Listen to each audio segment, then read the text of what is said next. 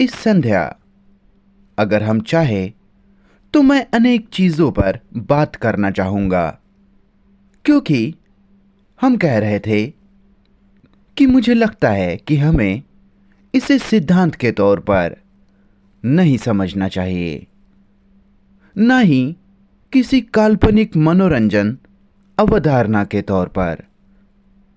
इसके बजाय वास्तविक तथ्य के तौर पर कि व्यक्ति ही ये संपूर्ण दुनिया है और ये संपूर्ण दुनिया हम हैं। हम ये दुनिया है और ये दुनिया हम में से हर एक है, और इसे महसूस करने के लिए खुद को इसे सौंप दो और बाकी किसी चीज को नहीं, जो न केवल एक महान जिम्मेदारी की भावना लेकर आती है, बल्कि एक्शन, क्रिया, कार्य जो टूटा हुआ ना हो, अपूर्ण ना हो, पर संपूर्ण हो।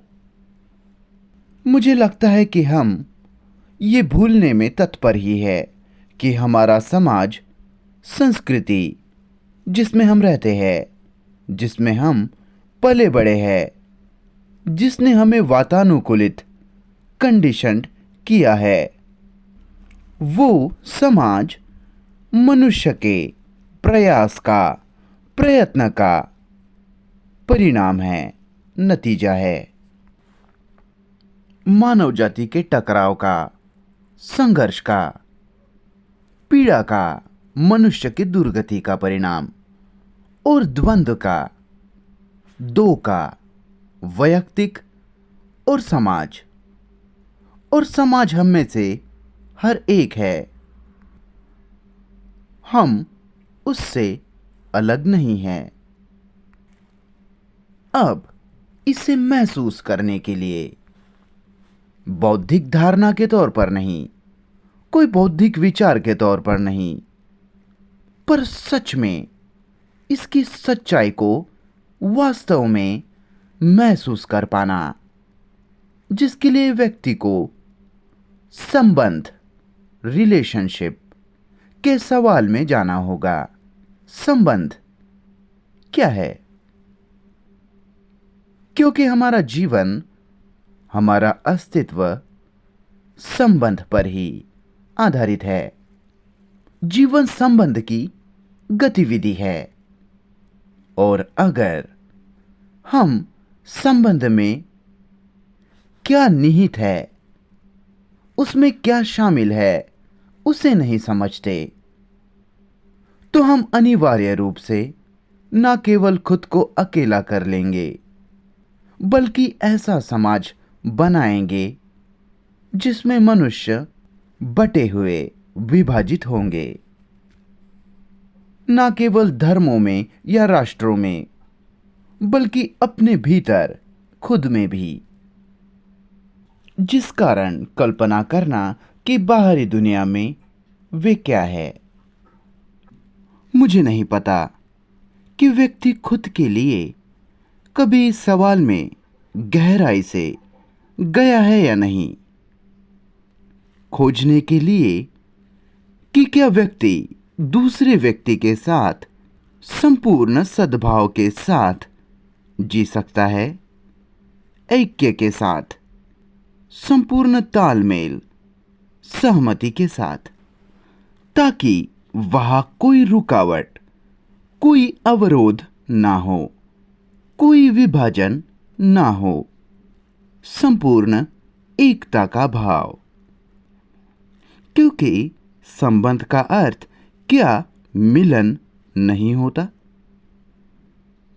एक्शन में नहीं, कार्य में नहीं, किसी कल्पना में नहीं, किसी आदर्श में नहीं, अवधारणा में नहीं, विचारधारा में नहीं, पर संपूर्ण रूप से संबंधित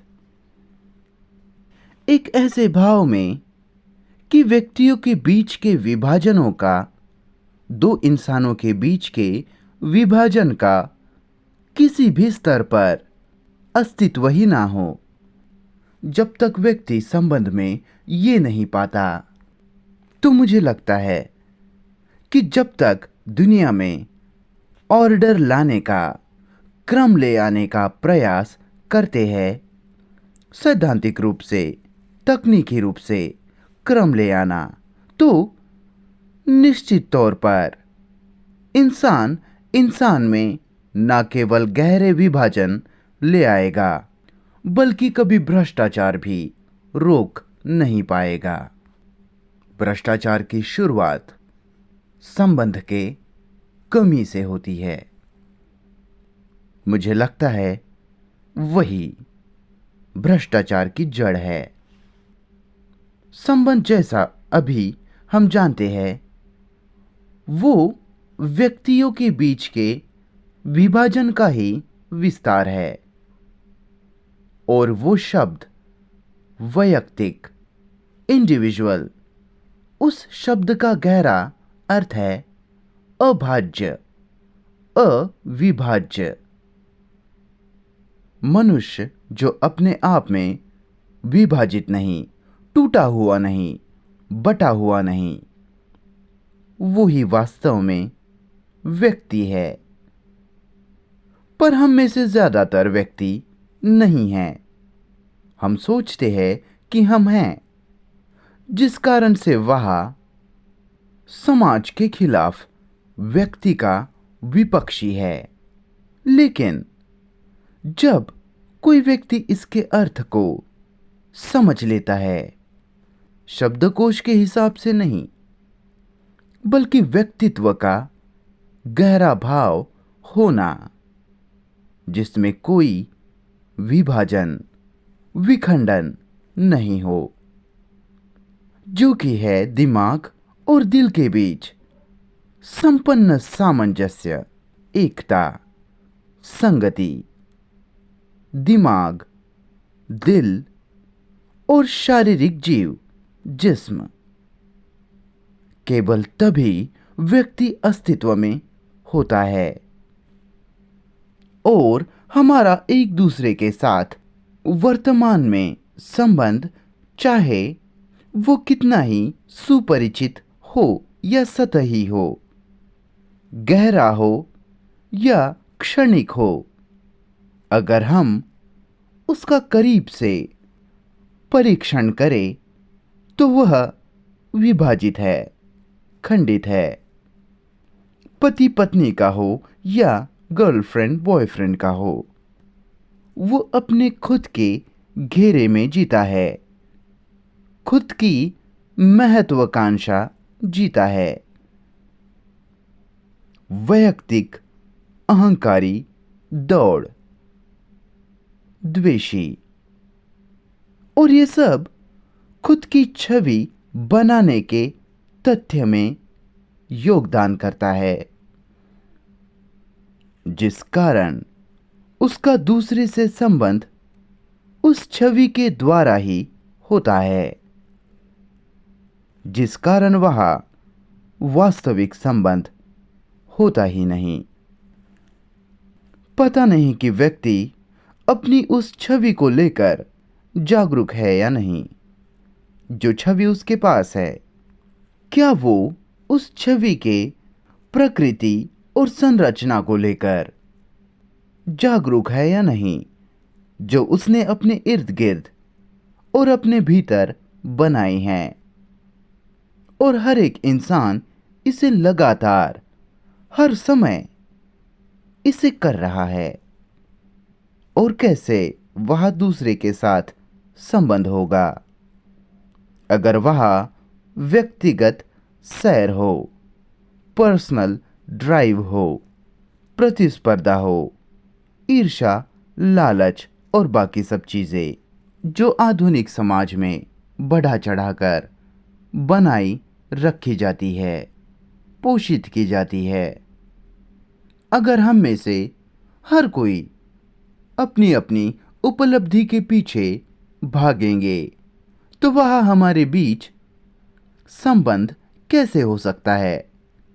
अगर सभी अपनी अपनी कामयाबी के पीछे भागे तो मैं नहीं जानता कि क्या व्यक्ति इस सब के बारे में जागरूक है भी या नहीं।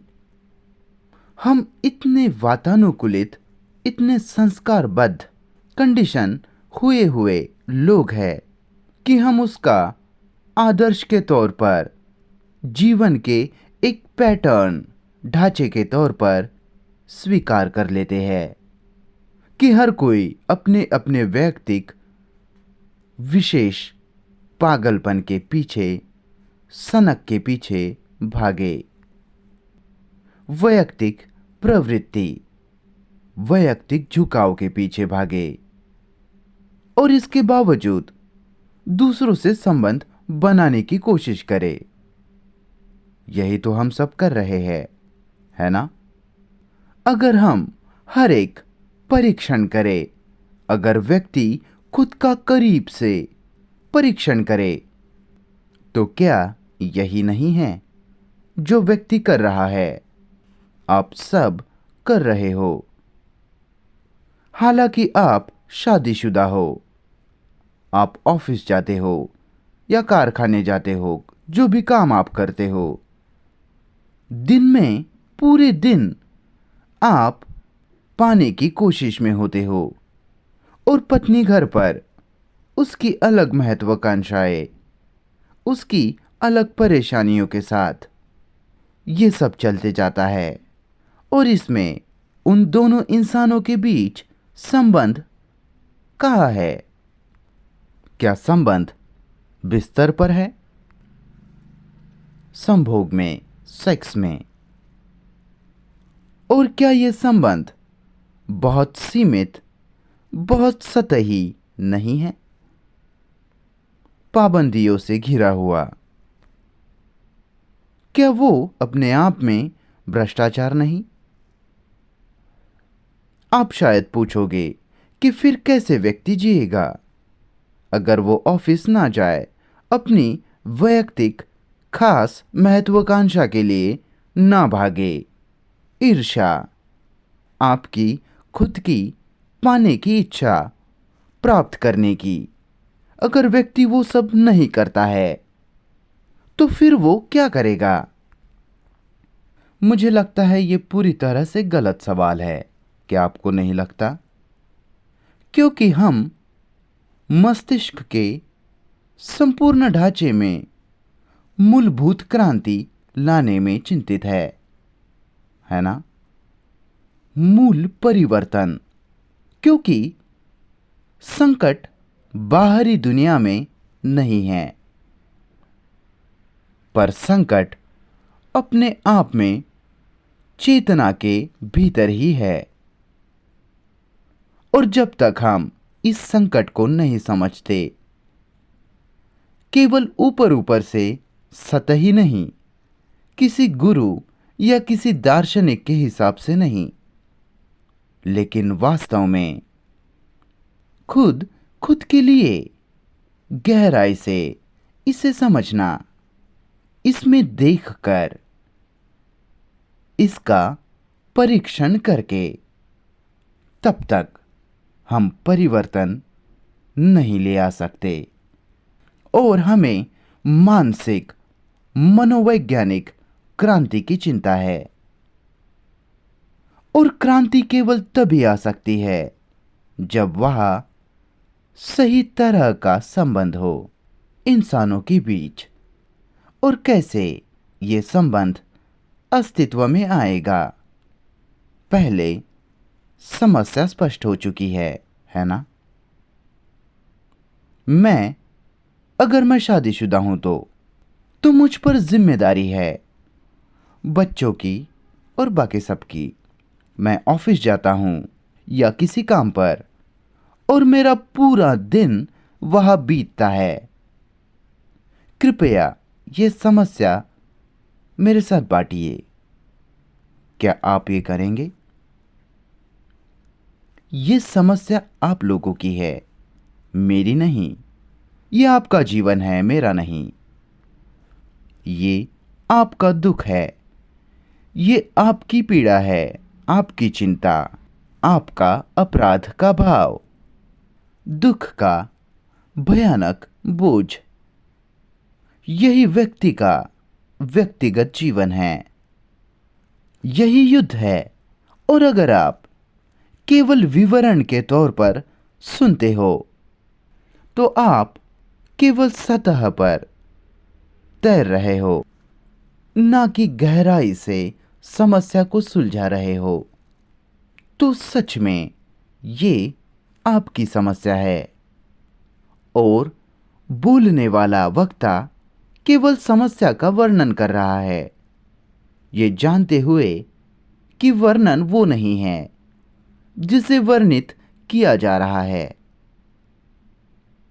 और साथ मिलकर इस समस्या को बांटना, जो कि है कैसे इंसान मानव जाति में, इस उथल पुथल में, इस पूरे झमेले में, नफरत में, युद्ध में, तबाही में, प्रदूषण में, भयानक चीजें जो दुनिया में चल रही है, कैसे हम इसमें सही संबंध को खोजेंगे।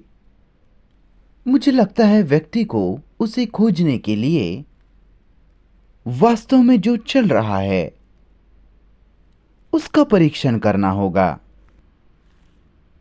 देखिए कि वास्तव में क्या है, ना कि जो हम चाहते हैं कि ऐसा होना चाहिए, या हमारे संबंध को भविष्य की अवधारणा के हिसाब से बदलने की कोशिश करना, बल्कि वास्तव में देखना कि अभी क्या है और अभी जो है उसे देखने में, उसका अवलोकन करने में, तथ्य को, तथ्य की वास्तविकता को, फिर तब वहां उसे बदलने की संभावना है। जैसा कि हमने एक दूसरे दिन कहा था कि जहां भी संभावना है तो फिर वहां महान ऊर्जा भी है। बदलाव, परिवर्तन असंभव है का विचार ही ऊर्जा को नष्ट करता है। तो हमें अपने संबंध की ओर देखना है जैसा वो अभी है, वास्तविक, हर दिन। और वो अभी क्या है, उसके अवलोकन में, उसे देखने में हम खोज पाएंगे कि उस वास्तविकता में बदलाव कैसा लाया जा सकता है। तो हम जो वास्तव में हैं उसे वर्णित कर रहे हैं, जो कि है कि हर कोई अपनी अलग दुनिया में जीता है, अपनी ही महत्वाकांक्षा की, लालच की, डर की, कामयाब होने की इच्छा इत्यादि में जीता है। आप जानते ही हो कि व्यक्ति के जीवन में क्या चल रहा है और हम एक दूसरे से बिस्तर पर मिलते हैं, पति पत्नी या गर्लफ्रेंड बॉयफ्रेंड, और उसे ही हम प्यार कहते हैं। अलग, अकेले जीवन जीते जाना, एकाकी, हमारे इर्द गिर्द विरोध की दीवार खड़ी कर देना, स्व केंद्रित, मैं केंद्रित गतिविधि। हर एक मानसिक रूप से सुरक्षा पाना चाहता है, हर एक दूसरे पर निर्भर है, मजे के लिए, सुविधा के लिए, सहचर्य के लिए, क्योंकि हर एक गहराई से अकेला है। हर एक प्यार पाने की चाह में जी रहा है, वो पोषित होना चाहता है। हर एक दूसरे पर हावी होना चाहता है, दूसरे से श्रेष्ठ होना चाहता है। और इसे देखते हुए, जो कि अच्छे से दिखाई पड़ता है, आप खुद के लिए देख सकते हो, अवलोकन कर सकते हो कि क्या वहां किसी भी तरह का कोई संबंध है। और चूंकि वहां दो इंसानों के बीच कोई संबंध नहीं, यद्यपि उनके बच्चे हो, उनका घर हो और बाकी का सब व्यापार जो आप जानते ही हो, वास्तव में वे संबंधित नहीं हैं। अगर उनके पास समान योजना हो तो वो योजना उन्हें साथ रखती है, उन्हें बनाए रखती है, पर वो संबंध नहीं है। तो इस सब को देखते हुए कि वहाँ दो इंसानों में कोई संबंध नहीं है, तब भ्रष्टाचार की शुरुआत होती है। समाज के बाहरी ढांचे में नहीं, प्रदूषण जो कि बाहरी घटना है, लेकिन प्रदूषण, भ्रष्टाचार, तबाही की शुरुआत तब होती है जब इंसानों में वास्तव में कोई संबंध नहीं होता, जैसा आप लोगों का नहीं है। आप एक दूसरे का हाथ पकड़कर खड़े रह सकते हो, आप एक दूसरे को चूम सकते हो, आप साथ सो सकते हो, लेकिन वास्तव में जब आप बहुत करीब से अवलोकन करते हो तो क्या वहाँ कोई संबंध है भी? जिसका मतलब होता है संबंधित होना, ना कि एक दूसरे पर निर्भर होना, ना कि अपने अकेलेपन से भागने की कोशिश करना दूसरे के जरिए, ना कि दूसरे से सुविधा संगति पाने की कोशिश में होना। जब आप सुविधा, निर्भरता दूसरे से पाना चाहते हो, तब क्या वह किसी तरह का संबंध है या आप एक दूसरे का इस्तेमाल कर रहे हैं? हम निंदा नहीं कर रहे, पर वास्तव में जो है उसका अवलोकन कर रहे हैं, और वो निंदा नहीं है। तो संबंध क्या है? दूसरे से संबंधित होना मतलब क्या? उसे खोजने के लिए व्यक्ति को अकेलेपन के सवाल को समझना होगा, क्योंकि हम में से ज्यादातर भयानक रूप से अकेले हैं, तन्हा हैं। जैसे जैसे हम बड़े होते हैं, वैसे वैसे हम अकेले होते जाते हैं, खास करके इस देश में। क्या आपने बुजुर्ग लोग देखे? क्या आपने उनके पलायन देखे, उनका बचना, उनके मनोरंजन, मन बहलाव? उन्होंने पूरे जीवन काम किया और उन्हें किसी तरह के मनोरंजन के जरिए बचना है, बचकर भागना है और खोजना ऐसा जीवन जीने का तरीका जिसमें हम दूसरे का इस्तेमाल नहीं करते हो। मानसिक रूप से, भावनात्मक रूप से दूसरे पर निर्भर नहीं होना, अपनी यातनाओं से बचकर भागने के लिए दूसरे का इस्तेमाल नहीं करना, अपनी निराशा से बचने के लिए, अकेलेपन से बचने के लिए। अब इसे समझने के लिए, जो कि है अकेला, तन्हा होना मतलब क्या, उसे समझना। क्या आप कभी अकेले, तन्हा रहे हो? क्या आप जानते हो कि इसका अर्थ क्या है? मतलब क्या होता है? जिसका अर्थ है आपका दूसरे से कोई संबंध नहीं, पूरी तरह से अकेले। हो सकता है आप अपने परिवार के साथ जीते हो सकता है आप भीड़ में हो, ऑफिस में हो, जहां कहीं भी आप हो, ये चीज एकदम कहीं से आ जाती है, अकेलापन, पूरे तन्हा होने का भाव, भयानक अकेलापन जो कि निराशा है। और जब तक आप उसे पूरी तरह से सुलझाते नहीं हो। आपका संबंध भागने का एक जरिया होता है और इसीलिए ये भ्रष्टाचार की ओर ढकेलता है, पीड़ा में ढकेलता है। तो कैसे इस अकेलेपन को समझा जाए? पूरी तरह से अकेला होने का भाव, उसे समझने के लिए व्यक्ति को अपने खुद के जीवन को देखना होगा। हर वो गतिविधि जो आप कर रहे हो, क्या वो स्व केंद्रित, मैं केंद्रित नहीं है? कभी कभार आप दानी बन जाते हो, कभी कभार उदार हो जाते हो, बिना उद्देश्य के कुछ कर जाते हो।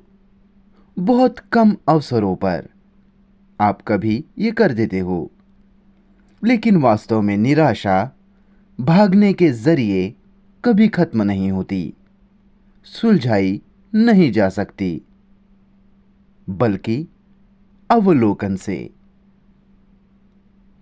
तो हम वापस उसी सवाल पर आते हैं, जो कि है अवलोकन कैसे करें? खुद का निरीक्षण कैसे करें ताकि वह अवलोकन में कोई टकराव, कोई संघर्ष ना हो? क्योंकि टकराव ही भ्रष्टाचार है, टकराव ही दूषण है, टकराव ही ऊर्जा शक्ति की बर्बादी है, टकराव विरोधाभास ही हमारे जीवन का युद्ध है।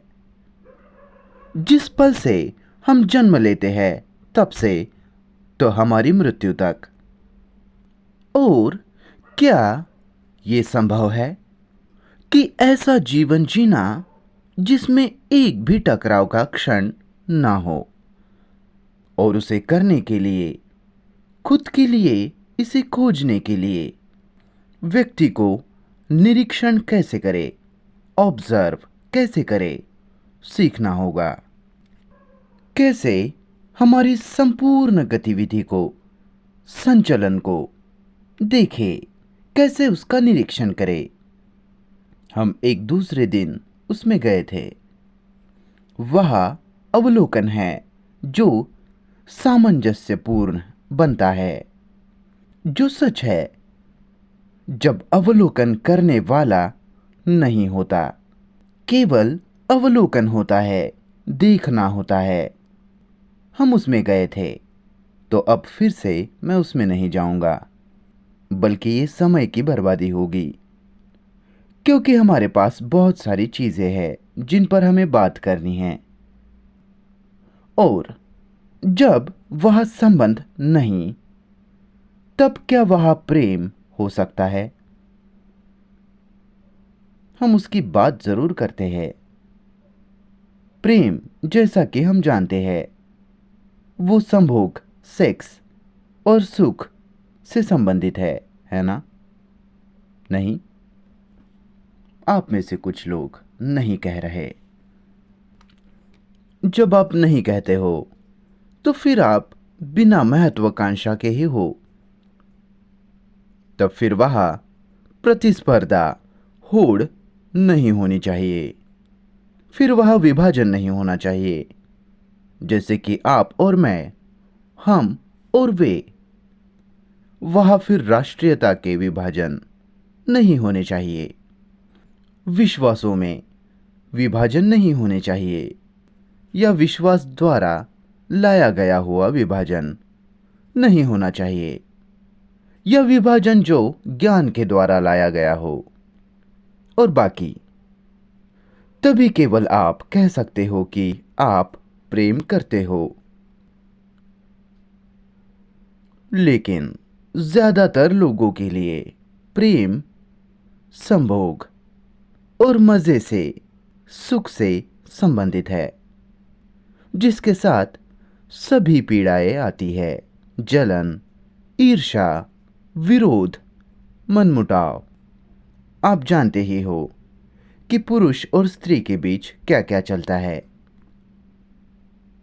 जब वह संबंध सच नहीं है असली नहीं है, गहरा नहीं है, संपूर्ण रूप से सामंजस्यपूर्ण नहीं है, तो फिर दुनिया में शांति, अमन कैसे होगा? कैसे फिर वहां युद्धों का अंत होगा? तो संबंध जीवन में बहुत महत्वपूर्ण है, या कहे सबसे महत्वपूर्ण, जिसका अर्थ है कि समझना कि प्रेम, लव क्या है। जाहिर रूप से कोई इस तक अनोखे ढंग से पहुंच जाता है बिना उसकी चाह के। जब आप खुद के लिए खोजते हो कि प्रेम क्या नहीं है, तब आप जान जाते हो कि प्रेम क्या है। सैद्धांतिक रूप से नहीं, बौद्धिक रूप से नहीं, या शाब्दिक रूप से नहीं, लेकिन जब आप वास्तव में जान जाते हो कि ये क्या नहीं है, जो कि है मस्तिष्क जो प्रतिस्पर्धा में है, जो महत्वाकांक्षी है, मस्तिष्क जो प्रयास कर रहा है, तुलना कर रहा है, नकल कर रहा है, ऐसा मस्तिष्क संभवतः प्रेम नहीं कर सकता। तो क्या आप इस दुनिया में जीते हुए क्या पूरी तरह से, संपूर्णता से, बिना महत्वाकांक्षा के जी सकते हो? पूरी तरह से, कभी खुद की तुलना दूसरे के साथ नहीं, क्योंकि जिस भी क्षण आप तुलना करते हो तभी वहां टकराव आ जाता है। फिर वह जलन है, महत्वाकांक्षा है, पाने की इच्छा है, दूसरे से आगे बढ़ने की चाह है। कृपया इसे सुनिए। ये आपका जीवन है जिसकी हम बात कर रहे हैं। क्या मस्तिष्क और दिल जो पीड़ा को, दर्द को याद रखता है, अपमान को, वो चीजें जिन्होंने इस संवेदनशीलता को मंद, जड़ बना दिया है, क्या ऐसा मस्तिष्क और दिल जानता है कि प्रेम क्या है? क्या प्रेम सुख है? और फिर भी वही है जिसके पीछे हम भाग रहे हैं, वही हमारा लक्ष्य है, सचेतन रूप से या अचेतन रूप से। हमारे ईश्वर, हमारे देवता, हमारे सुख का ही परिणाम है, हमारे मजे का ही, हमारे विश्वास, हमारा सामाजिक ढांचा, समाज की नैतिकता, जो कि अनिवार्य रूप से अनैतिक है, हमारे मजे के, सुख के पीछे की दौड़ का ही ये परिणाम है।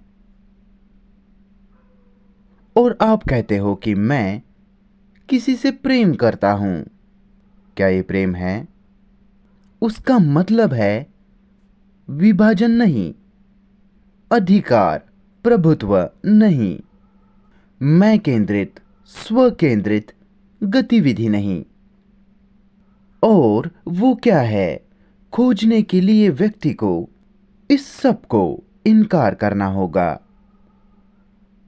इनकार करना उस अर्थ में कि इसके झूठ को, इसके कपट को देखो। जब हम झूठ देखते हैं जिसे हमने सच मान के रखा है, नैसर्गिक मान के रखा है, मानवीय मान के रखा है, एक बार आप इसे देख लेते हो तो व्यक्ति कभी फिर वापस उसके पीछे नहीं जाता।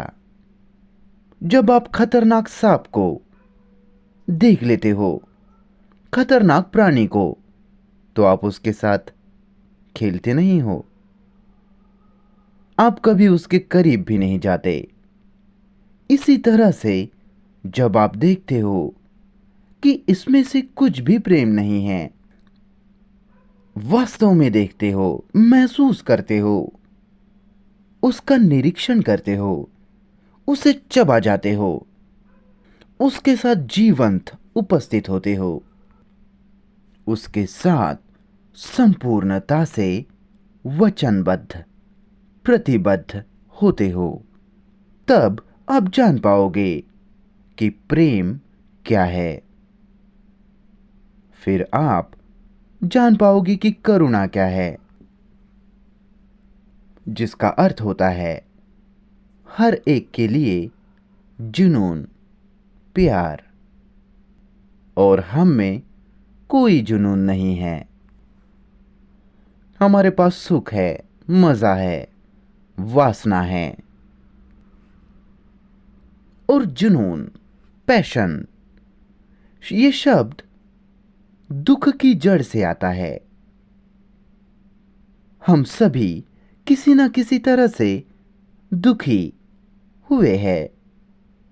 किसी को खो देने का दुख, खुद पर दया तरस खाने का दुख, मानव जाति का दुख, व्यक्तिगत और सामूहिक दोनों। हम जानते हैं कि दुख क्या है। किसी की मृत्यु, जिससे आप समझते थे कि आप प्रेम करते थे।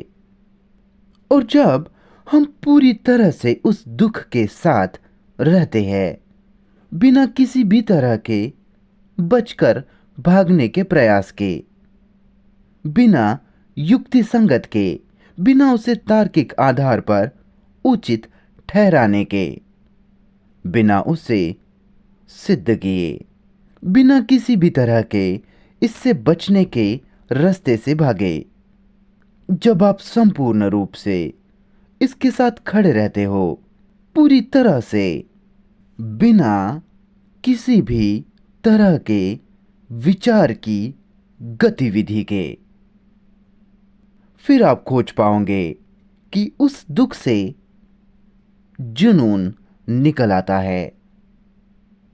फिर उस जुनून में प्रेम का गुण होता है, क्योंकि प्रेम के पास दुख नहीं होता। और जब कोई इस संपूर्ण अस्तित्व के सवाल को समझता है, टकरावों को, युद्धों को, जो जीवन व्यक्ति जीता है, खाली, निरर्थक, और बुद्धिजीवी लोग जीवन को अर्थ देने की कोशिशें करते हैं, वैशिष्ट देने की कोशिश करते हैं। और हमें भी जीवन के वैशिष्ट की खोज करनी है, क्योंकि जैसा जीवन जिया जा रहा है, उसे कोई भी अर्थ नहीं। यह है लगातार संघर्ष, अंतहीन काम, पीड़ा, दुख, कष्ट, मुश्किलों का जंजाल, जिससे व्यक्ति जीवन में गुजरता है। वास्तव में वो सब निरर्थक है। उसका सच में कोई अर्थ नहीं। हम आदत के जैसे उससे गुजरते रहते हैं। पर अगर जीवन के अस्तित्व के वैशिष्ट्य को, महत्व को खोजने के लिए व्यक्ति को मृत्यु के महत्व को भी समझना होगा, क्योंकि जीना मरना साथ साथ होता है। वे दोनों अलग अलग चीजें नहीं हैं। इसलिए व्यक्ति को जांच पड़ताल करनी होगी। मरना मतलब क्या? क्योंकि यह हमारे जीवन का हिस्सा है, ना कि कोई भविष्य की दूर की घटना जिसे हम बात के लिए टाल दें। ये ऐसा नहीं कि इसका सामना तभी किया जाए जब हम गंभीर बीमार हो, या एक्सीडेंट, या बुढ़ापे में, या युद्ध में मरते समय। तो ये हमारे जीवन का हिस्सा है, हमारे रोज के जीवन का। जैसे कि बिना एक भी टकराव की सांस के रोज का जीवन जीना हमारे रोज के जीवन का हिस्सा है, वैसे ही ये खोजना कि प्रेम करना मतलब क्या हमारे रोज के जीवन का हिस्सा है, वैसा ही वो भी हमारे अस्तित्व का एक हिस्सा है। हमारे अस्तित्व का संपूर्ण क्षेत्र केवल मृत्यु तक ही सीमित नहीं है, तो हमें उसे समझना होगा। कैसे हम समझ पाएंगे कि मृत्यु क्या है? क्या आप उसे तब समझ सकते हो जब आप मर रहे होते हो, अंतिम घड़ी में, बेहोशी में, अचेतावस्था में? शायद जिस तरह से हमने जीवन बिताया है, तनाव के साथ, भावनात्मक संघर्ष, टकराव के साथ, महत्वाकांक्षाएं, सैर, वो सब कुछ अंतिम क्षण में एक ही चीज हो जाती है, स्पष्ट ग्रहण बोध में असमर्थ। और फिर वह वृद्ध अवस्था है, बुढ़ापे का डर, दिमाग का क्षय भी है और बाकी सब। तो मृत्यु क्या है, व्यक्ति को अभी समझना होगा, ना कि आने वाले कल। अगर आप अवलोकन करोगे तो पाओगे विचार उसके बारे में विचार ही नहीं करना चाहता। वो वे सब बातों के बारे में सोचता है जो वो आने वाले कल करेगा। पुल बनाना, नई चीजों का आविष्कार कैसे करे, बेहतर स्नान घर और बाकी सब। लेकिन विचार मृत्यु पर सोचना ही नहीं चाहता, क्योंकि वो नहीं जानता कि इसका अर्थ क्या होता है और मृत्यु का अर्थ क्या विचार की प्रक्रिया से खोजा जा सकता है। क्या आप ये सब समझ पा रहे हो? क्या हम साथ मिलकर बांट रहे हैं, शेयर कर रहे हैं? कृपया इसे बांटिए। जब हम साथ साथ एक दूसरे से बांटते हैं, शेयर करते हैं, तब हमें इस सब की सुंदरता दिखनी शुरू होगी। पर अगर वहां आप केवल बैठे रह जाते हो और वक्ता बोलते जाता है, आप केवल उसके शब्दों को सुनते रहते हो, तो हम साथ बांट नहीं रहे। साथ बांटने में एक खास देखभाल का गुण होता है, ध्यान देने का, प्रेम का, स्नेह का। और मृत्यु भयंकर समस्या है। और युवा कहेंगे कि आप मरने की ही बातें क्यों करते रहते हो, आपको क्यों इसकी चिंता है? क्योंकि ये उनके जीवन का हिस्सा है। ब्रह्मचर्य को समझना उनके जीवन का हिस्सा है। पर आप ब्रह्मचर्य की बात ही क्यों कर रहे हो? वो तो वृद्ध लोगों के लिए होता है, वो तो बेवकूफ भिक्षुओं के लिए, सन्यासियों के लिए होता है।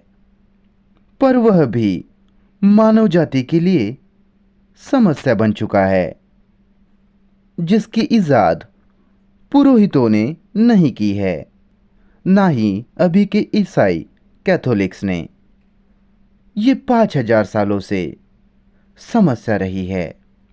अविवाहित ब्रह्मचारी का क्या अर्थ होता है, हमें खोजना होगा, और वो भी जीवन का हिस्सा है। क्या मस्तिष्क संपूर्ण रूप से शुद्ध, पवित्र, अछूता हो सकता है? और ब्रह्मचारी जीवन कैसे जिया जाता है, ना खोज पाने के कारण वे लोग फिर दीक्षा लेने जाते हैं, ब्रह्मचर्य की शपथें खाते हैं और अत्याचार और यातनाओं से गुजरते हैं। शारीरिक यातनाएं वो ब्रह्मचर्य नहीं है। ब्रह्मचर्य पूरी तरह से एक अलग चीज है, जो संपूर्ण छवि से आजाद होना है, सारे ज्ञान से आजाद, जिसका अर्थ है डर और सुख की संपूर्ण प्रक्रिया को समझ पाना, जिसमें हम एक दूसरे दिन गए थे। तो इसी तरह से व्यक्ति को इस चीज को, मृत्यु को समझना होगा। अब किसी चीज को समझने के लिए अग्रसर कैसे हो, आगे कैसे बढ़े, जिसके बारे में आप भयानक रूप से डरे हो। क्या हम में से ज्यादातर लोग मृत्यु से डरे हुए नहीं हैं? या आप ये कहते हो कि ईश्वर का बहुत शुक्र है कि मेरी मृत्यु होगी, मैंने ये कष्टदायी, पीड़ादायी जीवन, ये अस्पष्ट जीवन बहुत जी लिया, इसके घटियापन को देख लिया, झगड़े, युद्ध, लड़ाई, मारकाट, हिंसा, सारी यांत्रिक चीजें जिसमें व्यक्ति फंसा है। ईश्वर का शुक्र है कि सब कुछ का अंत होगा। ये जवाब नहीं है, या मौत को युक्ति संगत बनाने के लिए भी नहीं है। किसी अवतरण पर विश्वास रखना, पुनर्जन्म पर। अवतरण वो जिस पर संपूर्ण आशियाई देश विश्वास करते हैं। पुनर्जन्म हम उसमें जाएंगे खोजने के लिए कि पुनर्जन्म मतलब क्या। मतलब अगले जीवन में फिर से जन्म लेना। आप जो हो उसका भविष्य के अस्तित्व में जन्म, और उसे खोजने के लिए आपको वो खोजना होगा जो आप अभी हो। अभी आप क्या हो? अगर आप पुनर्जन्म पर विश्वास करते हो तो अभी आप क्या हो? बहुत सारे शब्द आप हो, बहुत सारे अनुभव या ज्ञान जो तरह तरह के संस्कृतियों द्वारा कंडीशन्ड है, वातानुकूलित है। आपके जीवन की सारी पहचानें, आपका घर, आपकी सामग्री, आपका फर्नीचर, बैंक अकाउंट, आपका सुख और पीड़ा का अनुभव, वही सब है जो आप हो या नहीं। चीजों की यादें, नाकामयाबी, आशाएं, निराशा, वो सब आप अभी हो, और वही अगले जीवन में जन्म लेने जा रहा है। बड़ी मजेदार धारणा है ना? आप सोचते हो कि वह एक स्थायी, नित्य, सदा रहने वाली आत्मा है, सोल है, एक परमानेंट इकाई है आपके भीतर।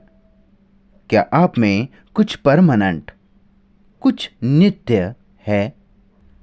जिस क्षण आप कहते हो कि वह परमानेंट, नित्य आत्मा है जो सदा है, एक नित्य इकाई है, वह इकाई आपके विचार का ही नतीजा है या आपकी आशा का परिणाम है, क्योंकि वह बहुत ही असुरक्षा है। सब कुछ प्रवाह में बहुत ही क्षणिक है, गतिविधि में। तो जब आप कहते हो कि वह कुछ स्थायी है, परमानेंट है, वो स्थायित्व, वो निरंतरता आपके विचार का ही परिणाम है और विचार भूतकाल का ही होता है, हमेशा गुजरे हुए अतीत का ही होता है। विचार कभी आजाद नहीं होता। वो जो उसे पसंद है उसकी इजाद कर सकता है।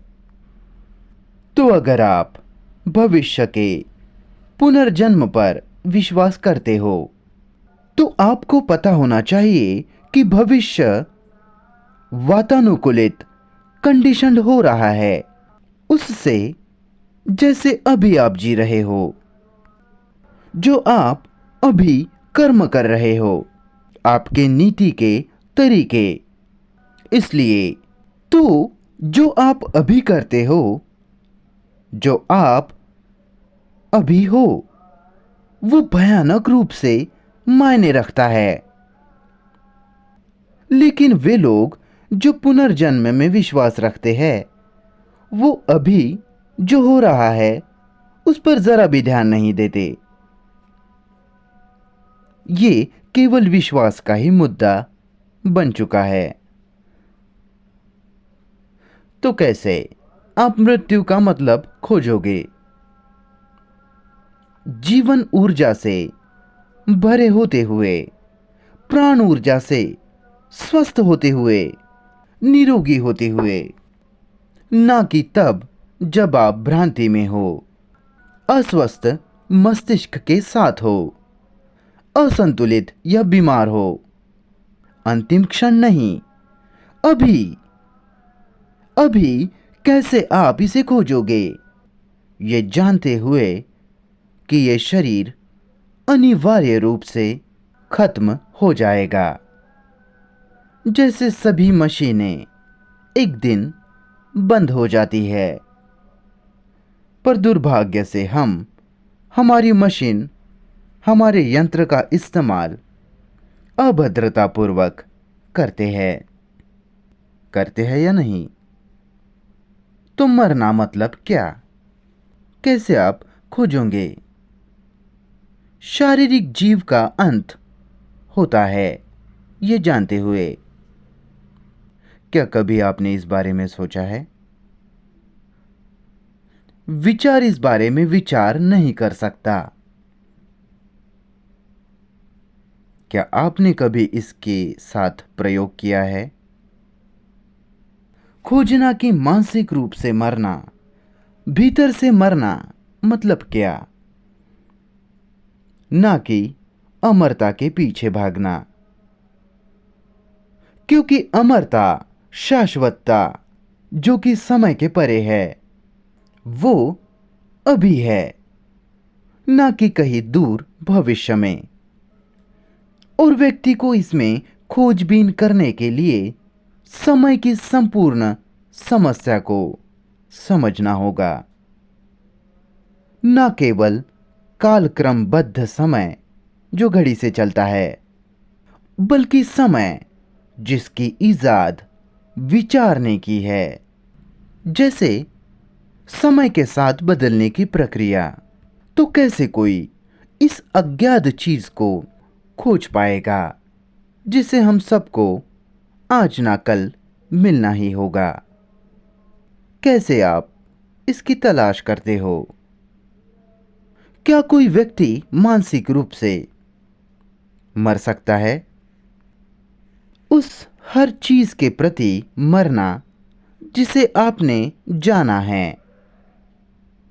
उदाहरण के लिए एक चीज लीजिए, अपने मजे, सुख के प्रति मर जाना,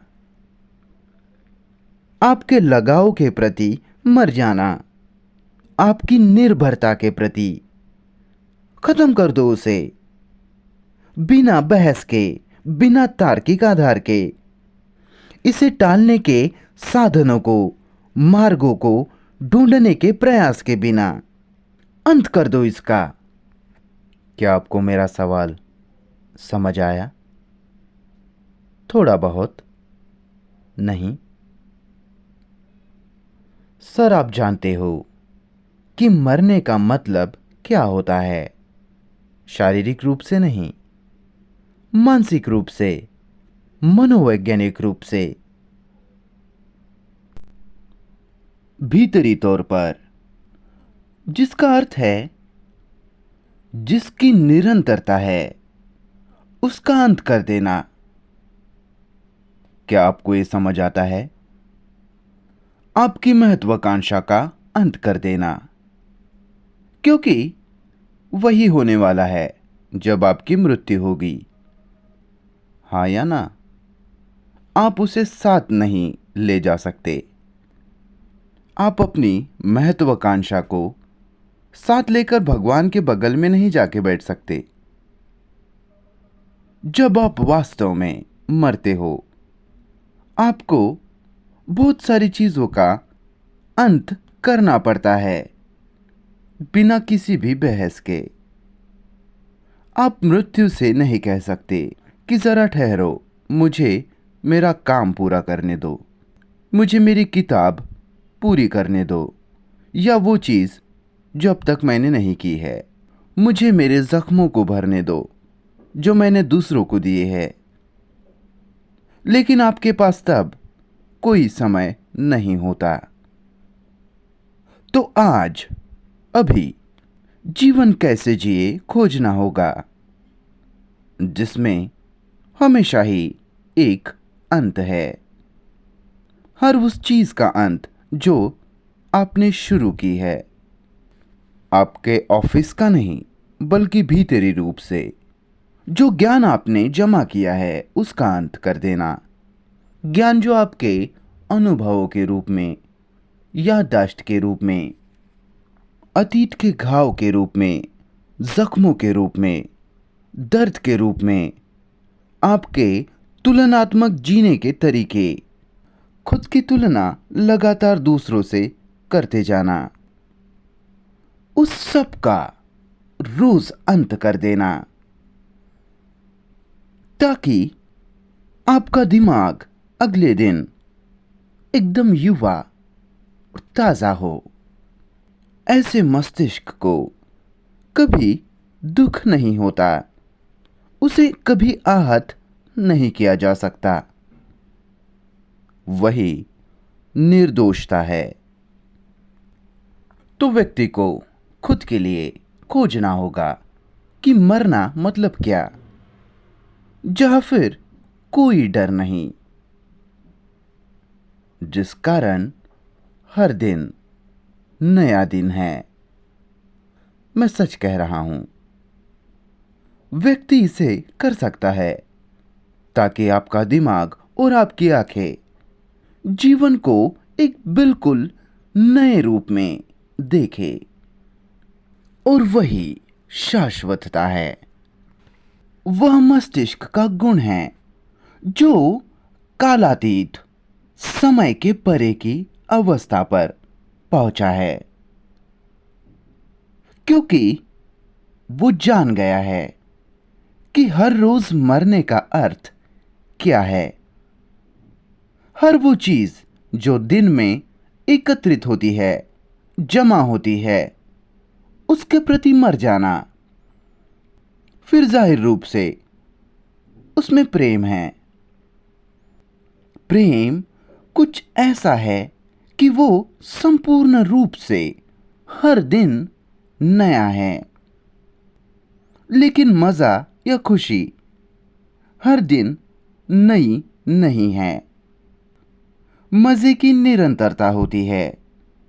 प्रेम सदैव नया होता है, जिस कारण उसकी अपनी शाश्वतता है।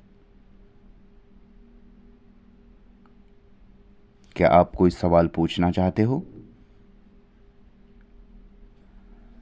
सज्जन पूछ रहे हैं कि व्यक्ति के पास अच्छाई की कोई धारणा होनी चाहिए, नहीं तो वो अपनी महत्वाकांक्षाएं, अपनी लालच, ईर्ष्या इत्यादि क्यों छोड़ेगा? बराबर सर, ये पहले सवाल का हिस्सा है। अच्छा क्या है, इसकी अवधारणा आपके पास होनी चाहिए। कोई सूत्र कि अच्छा भला क्या है, आपके पास बेहतर क्या है, उसका कोई सूत्र या कोई अवधारणा हो सकती है, लेकिन क्या अच्छाई का कोई सूत्र या अवधारणा आपके पास हो सकती है? रुकिए सर, सोचिए। सज्जन कह रहे हैं कि हाँ, ये हो सकता है। क्या विचार अच्छाई की उपज है? क्या विचार भलाई की निर्मिति कर सकता है? जी सर, अच्छाई की धारणा विचार की उपज है, इजाद है। नहीं तो आप कैसे ध्यान में रखोगे कि अच्छाई क्या है जो अच्छा है? आपको अच्छाई की अवधारणा चाहिए ही क्यों?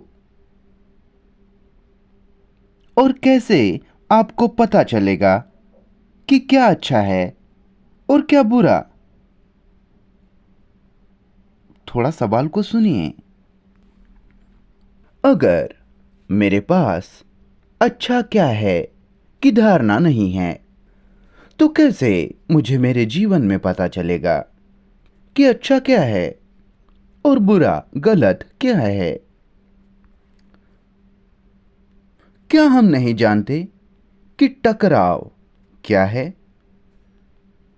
क्या मेरे पास गैर टकराव की, गैर संघर्ष की धारणा का होना जरूरी है?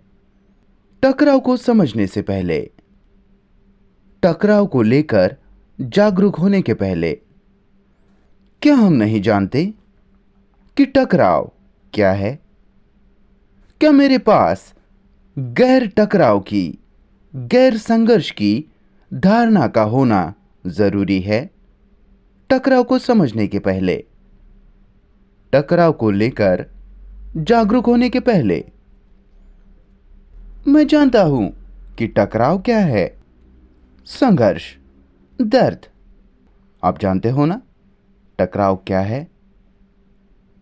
बिना उस अवस्था को जाने जहां टकराव नहीं, क्या ये मैं नहीं जानता? और जब मैं जो अच्छा है उसका सूत्र बना लेता हूं, तो उस सूत्र का निर्माण मैं मेरी वातानुकूलता के, कंडीशनिंग के, संस्कारबद्धता के अनुसार करूंगा। मेरे विचार करने के तरीके के अनुसार, मेरी भावनाओं के अनुसार, मानसिक प्रवृत्ति इत्यादि के अनुसार। आप जानते ही हो, सांस्कृतिक संस्कारबद्धता। और क्या अच्छाई का विचार द्वारा अनुमान लगाया जा सकता है? और क्या फिर विचार मुझे मेरे जीवन में बताएगा कि अच्छा क्या है और बुरा क्या? या फिर अच्छाई का विचार से कोई भी ताल्लुक नहीं, किसी भी तरह का कोई लेना देना ही नहीं? या सूत्र के साथ अच्छाई कहाँ खिलती है? मुझे मत बताना। क्या धारणा में, किसी भविष्य की कल्पना में, किसी आदर्श में, जिसका मतलब है भविष्य में? अवधारणा मतलब भविष्य। हो सकता है वो बहुत दूर कहीं हो या बहुत करीब हो, लेकिन फिर भी वो समय के भीतर है। और जब आपके पास अवधारणा होती है, विचार द्वारा प्रक्षेपित किया हुआ, और विचार याददाश्त की प्रतिक्रिया के रूप में, जमा हुए ज्ञान की प्रतिक्रिया के रूप में, उस संस्कृति पर आधारित जिसमें आप पले बड़े हो, जिए हो। और क्या आप उस अच्छाई को भविष्य में खोजते हो जो विचार द्वारा निर्मित है? या फिर आप उसे वहां पाते हो जब आप टकराव को, दर्द को, संघर्ष को, दुख, पीड़ा को समझना शुरू करते हो। तो जो है उसे समझने में, जो है उसकी तुलना जो होना चाहिए से ना करते हुए, पर वास्तव में जो है, फिर उस समझ में अच्छाई का फूल खिलता है। जाहिर रूप से अच्छाई का विचार से कुछ लेना देना ही नहीं। या फिर है, क्या प्रेम का विचार से कोई लेना देना है? क्या आप प्रेम का आविष्कार कर सकते हो, कहते हुए कि मेरे प्रेम का आदर्श वो है, बढ़िया से उसे सूत्रबद्ध करके उसको विकसित करना, प्रेम को। क्या आप जानते हो कि जब आप प्रेम को विकसित करते हो तो क्या होता है? तब आप प्रेम नहीं कर रहे हो। आप सोचोगे कि आने वाली इस तारीख तक प्रेम होगा और तब तक आप हिंसक होगे और बाकी सब। तो क्या अच्छाई विचार की निर्मित है? क्या प्रेम अनुभव का उत्पाद है, ज्ञान का? आपका दूसरा सवाल क्या है सर? हाँ, शेयरिंग, बांटना, साझा करना, भाईचारा। आप क्या शेयर करते हो? आप किसी दूसरे से क्या साझा करते हो? हम एक दूसरे के साथ क्या बांटते हैं? अभी हम क्या शेयर कर रहे हैं? हम क्या बांट रहे हैं? हमने मृत्यु के बारे में बात की, हमने प्रेम की बात की, हमने संपूर्ण क्रांति के जरूरत की बात की, मनोवैज्ञानिक रूप से भीतर से संपूर्ण परिवर्तन की, ना कि पुराने सूत्रों के ढांचों में जीते जाना, दुखों के अनुपालन के, नकल करने के इत्यादि, जिसमें लाखों सालों से इंसान जीता आया है और जिसने ये अद्भुत अस्त व्यस्त गंदगी भरी दुनिया बनाई। अब हमने मृत्यु के बारे में बात की, तो कैसे हम उसे शेयर करते हैं, साथ साझा करते हैं? उसकी समझ को बांटना, ना कि उसके शाब्दिक व्याख्याओं को, ना कि उसके विवरण को, ना कि उसके स्पष्टीकरण को, जो कि सब शाब्दिक है। लेकिन उसका अर्थ क्या होता है, उसे बांटना, उसकी समझ को, उसके सत्य को बांटना। बराबर, सत्य जो उसकी समझ के साथ आता है। बराबर, तो समझ मतलब क्या? कब आपको समझ आता है? आप मुझे कुछ बताओ जो गंभीर है, अत्यावश्यक है, जो प्रासंगिक है, महत्वपूर्ण है, और मैं उसे सुनता हूं। मैं उसे पूरी तरह से सुनता हूं, क्योंकि मेरे लिए वो अत्यावश्यक है। और उसे ध्यान से सुनने के लिए मेरा मस्तिष्क संपूर्ण रूप से शांत होना चाहिए, चुप होना चाहिए। अगर मैं बकबक करते जा रहा हूं या इधर उधर देख रहा हूं, अगर आप जो कह रहे हैं उसकी तुलना में खुद जो जानता हूं उससे करता हूं, तो मेरा मस्तिष्क शांत नहीं है।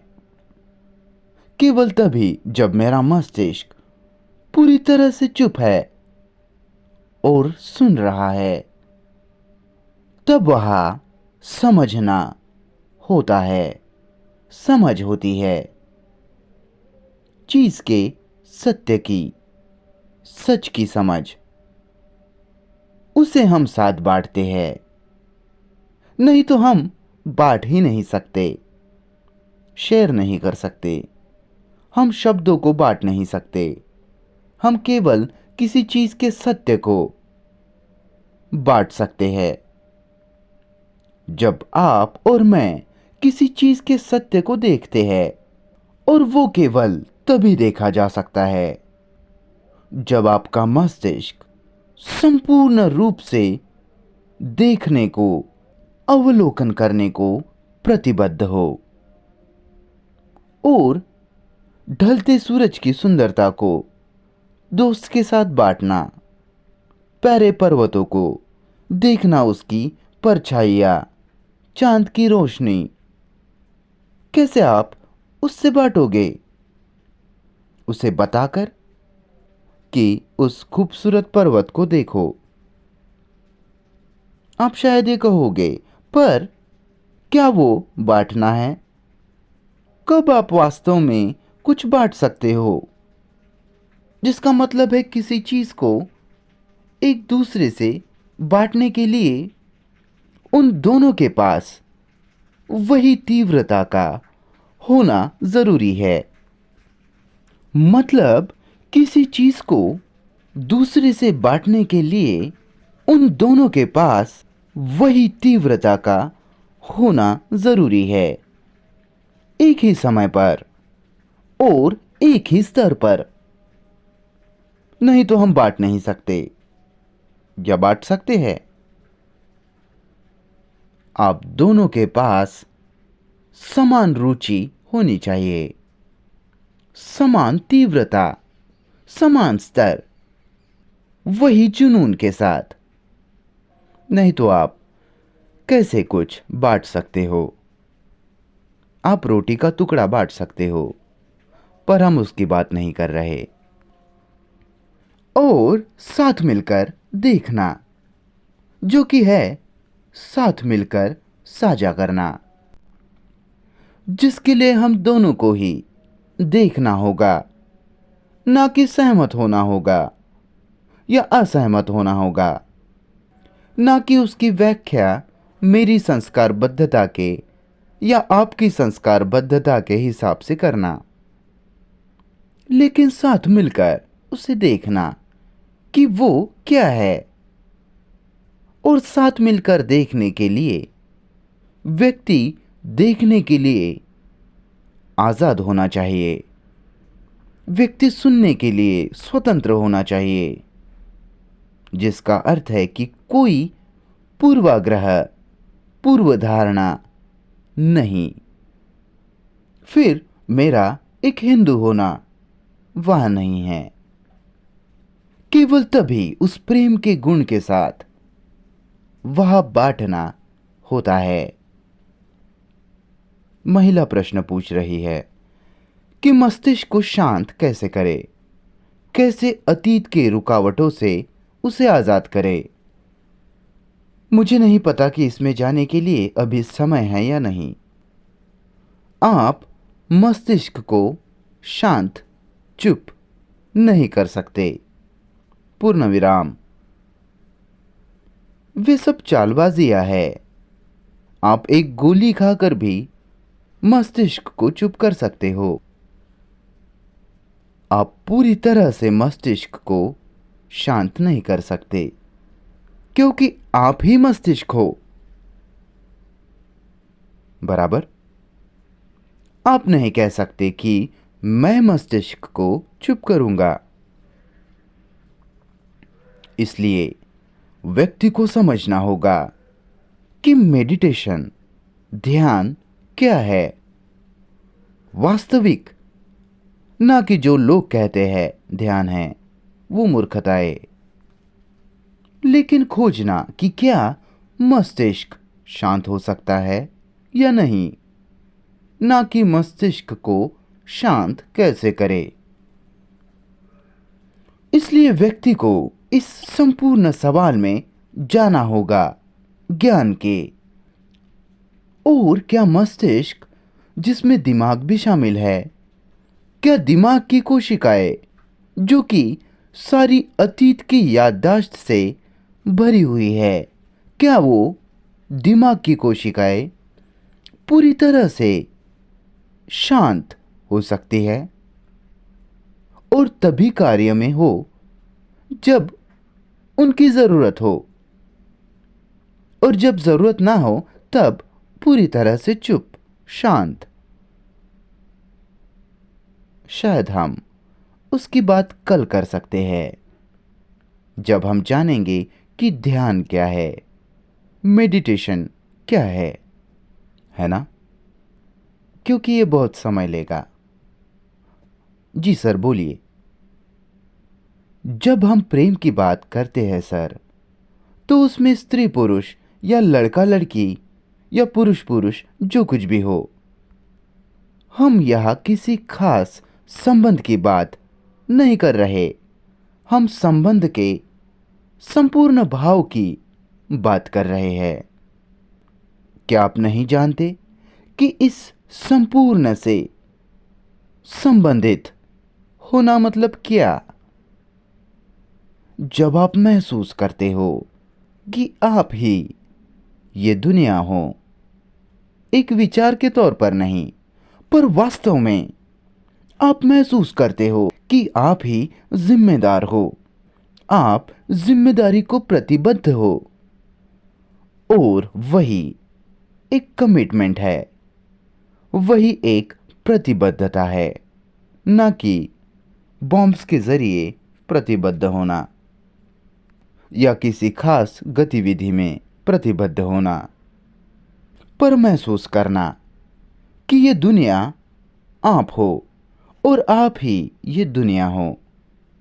जब तक आप संपूर्ण रूप से बदलते नहीं, अगर आप ही खुद में जड़ से परिवर्तित नहीं होते, तो बाहर से आप चाहे जो भी कर लो, भीतर से वह इंसानों में शांति नहीं होगी।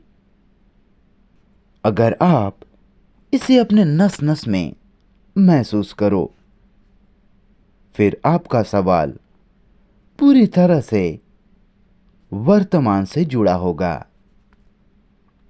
और वर्तमान में बदलाव लाने वाला होगा, किसी काल्पनिक मूर्खतापूर्ण आदर्शों में नहीं।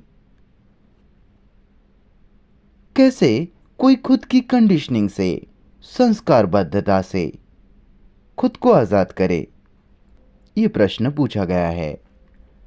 कैसे मैं खुद की संस्कारबद्धता को, संस्कृति जिसमें हम पले बड़े हुए, एक हिंदू के रूप में, ब्राह्मण के रूप में और बाकी सब, या ईसाई के रूप में, प्रोटेस्टेंट के रूप में और बाकी, भगवान ही जाने कि और क्या क्या है, तो कैसे मैं खुद को इस विशाल प्रोपेगेंडा से, प्रचारों से, सिद्धांतों से आज़ाद करूं? पहले तो मैं कंडीशनड हूं, मैं संस्कारित हूं, वातानुकूलित हूं। इसके बारे में जागरूक होना होगा, ना कि कोई दूसरा आकर मुझे बताए कि मैं कंडीशनड हूं। आप इस अंतर को समझ पा रहे हो? अगर कोई आके मुझे बताता है कि मैं भूखा हूं, वो वास्तविक भूखे होने से अलग कुछ है। तो मुझे जागरूक होना होगा मेरी संस्कारबद्धता को लेकर, जिसका अर्थ है कि मुझे मेरी संस्कारबद्धता को लेकर ना केवल सतही तौर पर, ऊपर ऊपर से जागरूक होना होगा, बल्कि गहरे तलों पर भी, जो कि है मुझे संपूर्ण रूप से जागरूक होना होगा। सबसे पहले ऐसे जागरूक होने के लिए, मतलब मैं कंडीशनिंग के परे जाने की कोशिश नहीं कर रहा। आप समझ रहे हो? मैं कंडीशनिंग से, संस्कारबद्धता से आज़ाद होने का प्रयास नहीं कर रहा हूं। मुझे उसे जैसी वो वास्तव में है वैसे ही उसे देखना होगा, ना कि उसमें दूसरा एक तत्व ले आना होगा जो कंडीशनिंग से आजाद होना चाह रहा है। समझ रहे हो? क्योंकि वो वास्तविकता से भागना है। क्या आप इसे समझ रहे हो? तो मुझे जागरूक होना होगा, मतलब क्या? संपूर्ण रूप से जागरूक, ना कि आंशिक रूप से। मेरी वातानुकूलता को, संस्कारबद्धता को लेकर एक यहूदी या बौद्ध या हिंदू के रूप में, और बाकी सब आप जानते ही हो, कम्युनिस्ट, साम्यवादी, वो सब, जिसका अर्थ है मेरा मस्तिष्क अत्यधिक रूप से संवेदनशील होना चाहिए, नहीं तो मैं जागरूक हो ही नहीं सकता। क्या हो सकता हूं? मतलब मुझे बहुत करीब से, बारीकी से देखना होगा।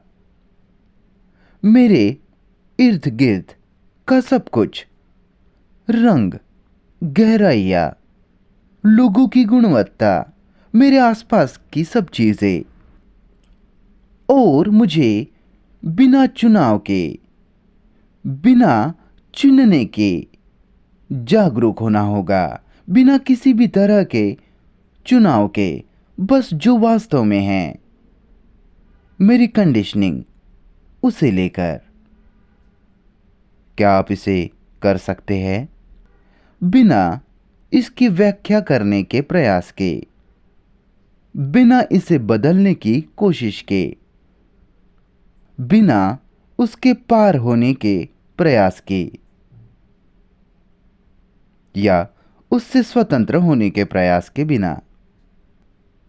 केवल उसे लेकर पूरी तरह से जागरूक होना, सचेत होना, जिसका मतलब है, क्या आप चाहते हैं कि मैं इसमें जाऊं? क्या आपके पास समय और ऊर्जा है? ठीक है सर, तालियां मत बजाइए, मैं जारी रखूंगा। जब आप वृक्ष का अवलोकन करते हो, वह आपके और वृक्ष के बीच, वहाँ समय और स्थान है, जगह है ना? अंतर है। और वह वृक्ष को लेकर ज्ञान, सूचनाएं भी पहले से मौजूद है। वनस्पति विज्ञान का ज्ञान। आप में और वृक्ष में अंतर जो कि समय है, और विभाजन जो वृक्ष के बारे में ज्ञान के कारण आता है, बराबर। अब उस वृक्ष को बिना ज्ञान के देखना, बिना समय की गुणवत्ता के, इसका ये मतलब नहीं कि आप खुद की पहचान वृक्ष से जोड़ ले। क्या आप ये समझ रहे हो? अब उसे करना, जो कि है वृक्ष को इतने ध्यान से देखना कि समय की बाधा, सीमाएं उसमें आए ही नहीं। समय की सीमाएं केवल तभी आती है जब आपके पास वृक्ष के बारे में ज्ञान हो। क्या आप इसे देखते हो? क्या मैं इसे जटिल बना रहा हूं? देखिए सर, मैं इसे स्पष्ट करता हूं। अपनी पत्नी की तरफ, या दोस्त की तरफ, या लड़के लड़की की तरफ, या आदमी आदमी की तरफ, जो कुछ भी हो, कृपया हंसिए मत। ये समय की बर्बादी है। रुकिए। देखना बिना छवि के। छवि अतीत है ना? अतीत जो विचार द्वारा एकत्रित हुआ है, चिड़चिड़ के रूप में, धौंसी आने के रूप में, हावी होने के रूप में, अपमान के रूप में, आप जानते ही हो। छवियां जो व्यक्ति दूसरे के बारे में बनाता है। अब दूसरे को देखना बिना छवि के, ये वो छवि है जो विभाजन लाती है। बराबर। छवि वो ज्ञान है जो आपने अतीत के तौर पर एकत्रित किया है।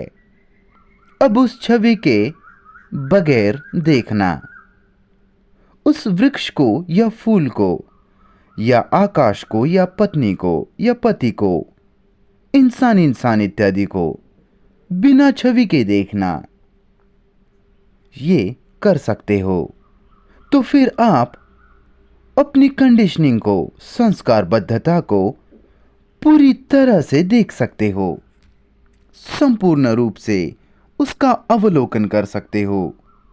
फिर आप उसे ऐसे मस्तिष्क से देखते हो जिस पर अतीत का कोई दाग नहीं, जिस कारण मस्तिष्क अपने आप में ही कंडीशनिंग से, संस्कारबद्धता से स्वतंत्र है।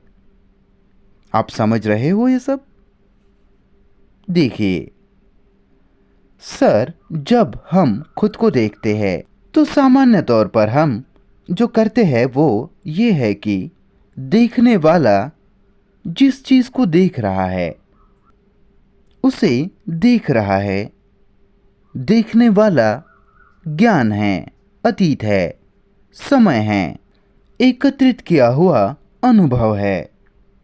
वो खुद को उस चीज से अलग करता है जिसे वो देखता है। बराबर। अब बिना देखने वाले के देखना, और आप ये तब करते हो जब आप पूरी तरह से सचेत होते हो।